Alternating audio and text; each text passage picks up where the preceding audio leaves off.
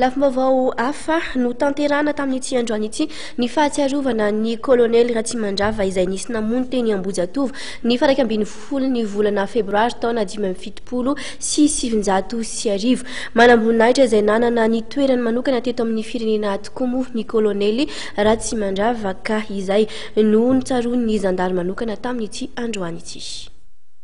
Valo amby telopolo taona androany nahafatesan'ny kolonely Ratsimandrava izay laviny bala teny Ambohijatovo ambony tokony ho tamin'ny 7 ora alina tany hoany ny faha 12 ny volana febroary taona 2017.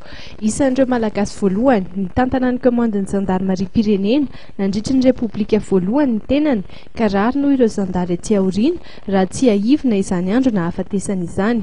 Nandritry ny fotoana androany moa dia nisy ny fitaovam-pivavahana sy ny fametrahana fehezam-boninkazo ho mariky ny fahatsiarovana ny kolonely Ratsimandrava. Olo-manan-kaja maro sy ny solotenan'ny governemanta ary ireo zandary manam-boninahitra ny tonga nanotrina izany fotoam-pahatsiarovana izany.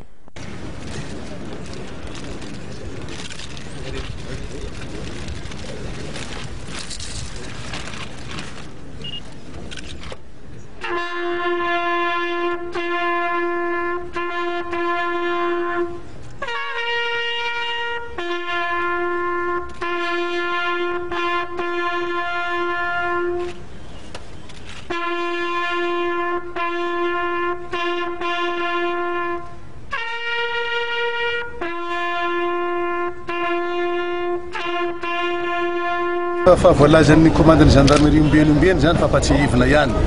I moa araka ny voalaza teo hoe miaina zany an'Andriamanitra zany fa na izany na tsy izany efa fa misy ny fepetrany resina mikasika an'izay amin'ny fanatsarana ny professionnalisme sy ny fanatsarana ny fifehezantena amin'ny fiatrena ny ady sy ny fampiarana ny lesona sy ny fiofanana azo tany an-tsekoly isan'ambaratonga.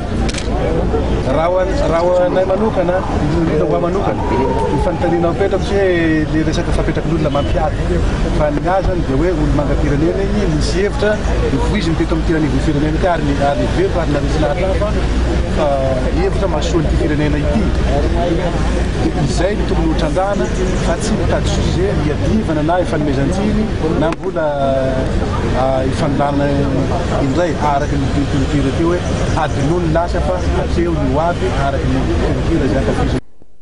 Manoloany tsy fandriam-pahalemana izay mitranga eto amin'ny nosy amin'izao fotoana izao indrindra moa dia efa misy ny fivoriana ijerevana manokana ny tranga izay misy indrindra fa ny any amin'ny faritra atsimon'ny nosy.